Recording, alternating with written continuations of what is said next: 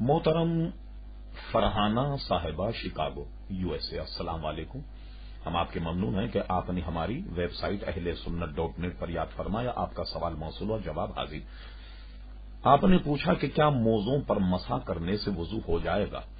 मोहतरमा बात यह है कि हमारे यहां हनफियों के यहां आम मोज़ों पर नहीं, जो कपड़े या वूली या इस किस्म के मोजे हों, बल्कि वजू करने के फौरन बाद यानी पैर धोने के बाद में चमड़े के मोजे अगर पहन लिए जाएं जिसमें कहीं से फटे हुए ना हो, कोई सुराख ना हो, चमड़े के मोजे वजू करने के फौरन बाद जब पैर गीले होते हैं उस वक्त अगर पहन लिए जाएं तो अब अगर वजू टूटे तो अब वजू करने के बाद सिर्फ चमड़ों के मोजों पर मसा करने से वजू हो जाएगा।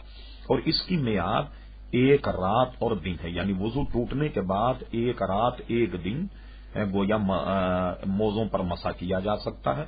और इसी तरीके से अगर आदमी मुसाफिर हो तो मुसाफिर में ये मियाद 3 दिन और 3 रात हो जाएंगी। ये जहन में रहे कि वो मोजे चमड़े के